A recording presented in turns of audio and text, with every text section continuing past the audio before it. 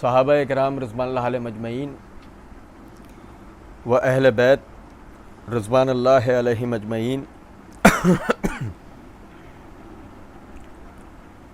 ان کی معرفت اور ان کی فضیلت کے حوالے سے یہ دروس کا ہمارا سلسلہ چل رہا ہے۔ آج جیسا کہ عنوان دیا گیا تھا کہ اہل بیت کون ہوتے ہیں، اللہ کی توفیق سے، اللہ کی دی ہوئی توفیق سے انشاءاللہ اس حوالے سے ہم پڑھنا شروع کریں گے، کیونکہ یہ بات سمجھنے کی ہے اہل بیت کی فضیلت و منقبت و عظمت کے اوپر کسی بھی قسم کا کوئی اختلاف مسلمانوں کے درمیان نہیں ہے۔ تمام کے تمام حضرات ان کی فضیلت کے قائل ہیں، ان کے شرف اور عظمت و بزرگی کے قائل ہیں، ان کی پاکیزگی اور ان کے تقوی کے قائل ہیں۔ لیکن ہم جس بات کو پڑھیں گے وہ بات ہے کہ جو شیعہ پروپیگنڈے کی نظر ہو گئی، اور جس طرح مقلدین نے 12 ائمہ یا 4 ائمہ کی بحث میں امت کے دیگر بزرگوں کو فراموش کروایا، اسی طریقے سے اہل بیت کے مخصوص چند نام ہمارے ہاں گنوائے جاتے ہیں اور بتایا جاتا ہے کہ یہ حضرات اہل بیت ہیں، اور بعض جرأت کر کے کہتے ہیں یہی اہل بیت ہیں۔ بس بعض میں اتنی جرأت نہیں ہے، وہ یہ کہہ دیتے ہیں یہ اہل بیت، بعض کہتے ہیں یہی اہل بیت ہیں بس، اور کوئی اہل بیت نہیں۔ تو اس حوالے سے ہم انشاءاللہ پڑھیں گے، اللہ توفیق دینے والا ہے۔ اس سے پہلے ایک چیز میں بتا دوں، یہ سب سے زیادہ ضروری ہے، اس بات کو شروع کرنے سے پہلے اسے سمجھنا بے انتہا ضروری ہے۔ میں نے تھوڑی دیر پہلے آپ بھائیوں کا آگے عرض کیا ہے، اہل بیت کی فضیلت کا کوئی بھی منکر نہیں ہے، لیکن مرزا انجینئر وہ اور اس کے جیسے لوگوں نے جب سوشل میڈیا پہ اس حوالے سے پروپیگنڈا کیا، تو اس پروپیگنڈے میں سب سے زیادہ جو بات ہوئی، سب سے زیادہ وہ یہ بات ہوئی کہ ایک، یہ اہل بیت کے ماننے والے نہیں ہیں، 2 یہ اہل بیت کا ذکر ہی نہیں کرتے۔ پروپیگنڈا کرنے والے کہتے ہیں سنو دیکھو، کیا کبھی تم نے ان کے خطبوں میں، درسوں میں، ان چیزوں میں سنے وہ اہل بیت کا ذکر کرتے ہوئے نظر آتے ہوں، اہل بیت کے فضائل، ان کے مناقب بیان کرتے ہوئے نظر آتے ہوں؟ کیا ایسی بات ہے کہ علی کا ذکر نہیں ہوتا، حسن کا ذکر نہیں ہوتا، حسین کا ذکر نہیں ہوتا، فاطمہ کا ذکر نہیں ہوتا؟ کیا ایسی بات خطبوں میں، درسوں میں ان کا نام کیوں نہیں آتا؟ او بھائی میرے سمجھیں، کیا خطبوں میں، درسوں میں سعد بن ابی وقاص کا نام آتا ہے؟ کیا ابو عبیدہ بن جراح کا نام آتا ہے کہ کبھی آپ نے کوئی خطبہ، کوئی درس انہی کی سیرت پہ سن لیا ہو؟ بھائی میرے، کیا خالد بن ولید کا نام آتا ہے؟ کیا عبداللہ بن عمر، ابو سعید خدری، ابو ہریرہ، عبداللہ بن عمر بن عاص، کیا ان کے نام آتے ہیں؟ چھوڑیں، رسول اللہ صلی اللہ علیہ وسلم کی پھوپھیوں کے نام آتے ہیں؟ آپ کے وہ چچا جو ایمان لائے، آپ کی تائید و تصدیق کی، اللہ کے دین کے لیے خدمات کی، کیا ان کا ذکر آتا ہے؟ ارے ہمیں چھوڑے نا، ہم تو تختہ دار پہ لٹکا دیے گئے کہ یہ تو ذکر کرنے والے ہیں نہیں۔ اور میاں چوچو، آپ تو ذکر کرنے والے نا اہل بیت کا، کہ کبھی آپ نے نبی کی پھوپھیوں کا، نبی کے چچاؤں کا، ان کی اولادوں کا، ان کے دامادوں کا، پھر ان کی اولادوں کا کبھی ذکر کیا ہو؟ نہیں، ہم اپنی صفائی دے دیتے ہیں، دینے کی تو ضرورت تھی نہیں۔ لیکن یہ نقطہ سمجھو، اس کے بغیر اصل بات سمجھ میں آ ہی نہیں سکتی۔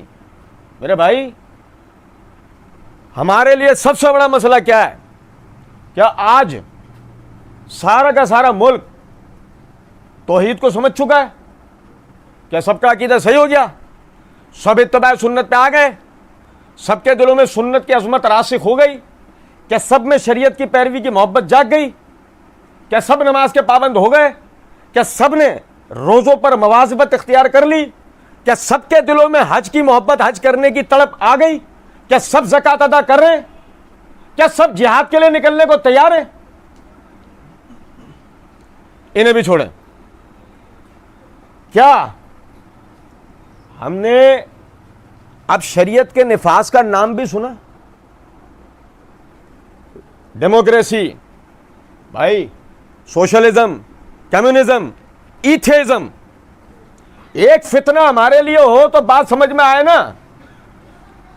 ختم نبوت کا انکار، مرزائیت، انکار حدیث، احادیث کی حجیت کا انکار، اتنے فتنے، اتنے سارے کام ہمارے لیے موجود ہیں، اتنی ساری چیزیں جس پر ہمیں لوگوں کی اصلاح کرنی ہے وہ ہمارے لیے موجود ہے کہ اگر آپ 365 دن میں یہ ہمارے ملک کے لوگوں کے مسائل دین پر ایک ایک دن مختص کر کے اس پر بات کرنا اگر شروع کریں، 365 دن کا سال پورا ہو چکا ہوگا، مسائل ختم نہیں ہوئے ہوں گے۔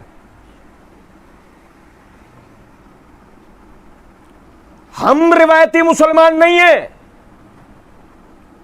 21ویں رمضان کو علی کو یاد کر لو، محرم کے مہینے میں ان 72 کو یاد کر لو، پھر وہ عید مباہلہ منا لو، پھر عید غدیر منا لو، پھر عید شجاع منا لو، پھر فلانا کر لو، پھر یہ کر لو، ایک سال گزرے پھر یہی دوبارہ کرو۔ ہم روایتی مسلمان تو نہیں ہیں، سارے ہمارے سب کا ذکر کرنا ہم پہ لازم۔ لیکن ذرا سمجھو اس بات، بھائی میرے، عقیدتی باتیں نہیں، علمی بات، عقیدتی باتیں نہیں، علمی بات سمجھیں۔ یہ سارے بزرگ ہمارے، ان سب کا ذکر ہم پر فرض، ان سب کو سننا سمجھنا فرض، لیکن اس کے بعد ان کی زندگیوں پر عمل کرنا بھی تو فرض ہے او بھائی۔ اور مسئلہ یہ ہے کہ ان زندگیوں پہ عمل کروانے کے لیے ضروری ہے اس عمل کو لوگوں کو سمجھایا جائے، بھائی میرے۔ اور جب ایسا ہے تو ہم اپنے اطراف پہ نظر کریں، کیا ہم عمل میں ترقی کرتے جا رہے ہیں یا ہم عمل میں انحطاط کا شکار ہوتے جا رہے ہیں؟ بھائی میرے، جاگ رہے ہیں، سو رہے ہیں؟ یہاں سے جاگنا ہے، یہاں سے توجہ کریں۔ اب اس صورت میں آپ نے سب کے ذکر بتائے، سب کو سمجھایا، اور صورتحال یہ ہوئی کہ جو موجودہ ماحول آپ کا چل رہا ہے اس میں عقیدے کا بگاڑ، اس میں عمل کے بگاڑ کے تحت آہستہ آہستہ آپ کو سب کے سیرت و کردار تو پتہ لگ گئے، نہ آپ کو عقیدے کا پتہ، نہ آپ کو عمل کا پتہ۔ 1,60,000 نفوس قدسیہ جس میں اہل بیت و صحابہ کرام رضوان اللہ علیہ مجمعین ہیں، میرے بھائی سمجھو، ان 1,00,000 نفوس قدسیہ کا ذکر کرنا ہمارے لیے موجودہ حال کے اندر کسی صورت میں ممکن نہیں ہے۔ سال کے ہی 365 دن ہوتے ہیں، اگر ایک ایک دن ایک شخصیت کی سیرت کے اوپر ہم بات کریں، آپ سمجھو 1,60,000 دن ہمیں چاہیے سارے اہل بیت، سارے صحابہ کے کردار کو بیان کرنے کے لیے۔ اور ہماری بدقسمتی آپ دیکھیں کہ جس تیزی کے ساتھ ہمارا جو موجودہ جو جنریشن ہے وہ دین سے دوری کی طرف جا رہی ہے۔ آپ ایک بات بتاؤ، اب دین کو بیان کریں یا پہلے اس کو بیان کریں؟ کیا کریں؟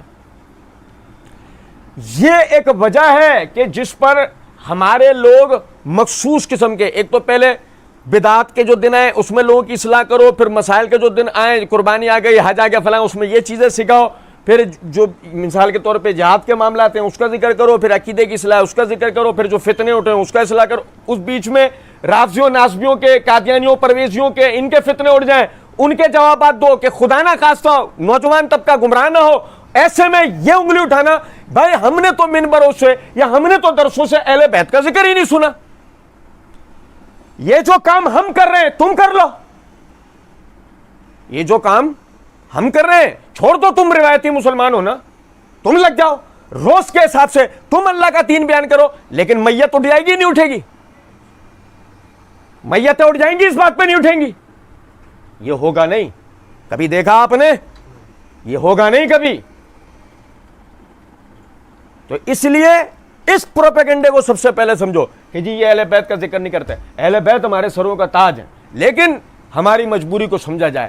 مسئلہ سب سے بڑا، آپ چھوڑو نا یار، میں آپ کو بالکل ایک قریب کی مثال دیتا ہوں. یہ دیکھ لو کہ 14 اگست ہماری زندگی میں کتنی مرتبہ آیا, لیکن اس کے باوجود بھی آپ دیکھو کہ کیا وہ مجاہدان آزادی پاکستان کے جن کی وجہ سے ہمارا یہ ملک آزاد ہوا تھا, کیا ان سب کے کردار ہمیں پتہ ہیں؟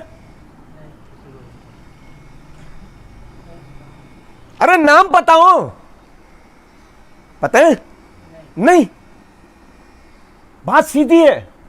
ہمارا مسئلہ یہ ہے کہ جن چیزوں کا ہم شکار کیے گئے ہیں, جن چیزوں میں ہم پھنسائے گئے ہیں, جن وسواس میں, جن بے عملیوں میں, جن بدکاریوں حرام کاریوں میں, جن چیزوں میں ہمیں پھنسا دیا گیا. آپ دیکھو چھوٹی میں چھوٹی بات یہ ہے, یہ سود کے مسائل, یہ انشورنس کے مسائل, یہ فلاں کے مسائل, یہ فلاں کے مسائل, ہمیں بیان کرنے والا کہتا ہے کیا بات ہے کہ منبروں سے ان چیزوں سے معیشت کو بیان نہیں کیا جاتا, سیاست کو بیان نہیں کیا جاتا. جس کو جو نظر آ رہا ہے نا کہ یہ بیان نہیں کیا جاتا, وہ اسی کا شکوہ لے کے بیٹھ گیا, یہ بیان نہیں ہوتا. ارے بھائی میرے آپ کر دو, آپ اپنے اندر یہ صلاحیت لے آؤ, آپ منبر پہ آ کے بیٹھو, آپ یہ سب کام کر لو. نہیں, میت توڑ جائیں گے. تو اس پروپیگنڈے کو سمجھیں, اللہ کا ہم پر بڑا احسان ہے, اللہ تعالیٰ توفیق دینے والا ہے, اور اللہ کے فضل و کرم سے کوئی روایتی ذکر نہیں, علمی بات. اہل بیت کا وہ ذکر انشاءاللہ کہ جس کے بعد آدمی کو تحقیق کا ایک نقطہ ملتا ہے. اہل حدیث کی فضیلت ہر کوئی جانتا ہے, اہل بیت کی فضیلت ہر کوئی جانتا ہے, لیکن اہل بیت کون ہے اس کا سب سے بڑا مسئلہ ہے. اس کو نہ جاننے کی وجہ سے ساری پریشانیاں کھڑی ہوتی ہیں. آپ دیکھیں ایک طبقے کی دکان ہی اس بات کے اوپر چل رہی ہے. وہ چوچو جو آگے بیٹھتا ہے, پچھلے دنوں یہ انجینئر مرزا پچھلے دنوں اپنی ایک ویڈیو کے اندر کہہ رہا ہے کہ آپ دیکھیں ان کے آگے آیت تطہیر پڑھیں, ان کو بولو صحیح مسلم سے اس کی تفسیر کرو. اور چوچو نے جو روایت پڑھ کر سنائی ہے نا, وہ بھی ایک مقام سے دوسرے مقام سے پڑھنے کی توفیق ہی نہیں, کیونکہ اس کی وجہ ہے وہاں سے دکان بند ہو جاتی, دوسری جگہ سے پڑھنے کے نتیجے میں دکان فوراً بند ہو جاتی. وہ دکان جو چل رہی ہے وہ چلتی نہیں. اور مسئلہ تو میں وہی ہمیشہ سے میرا درد دل جو میں بیان کرتا ہوں, مسئلہ تو مقلدین کا ہے کہ اس نے دکھایا, انہوں نے دیکھ لیا, پھر یہ توفیق نہیں ہوئی کہ آگے بھی تحقیق کر لیں.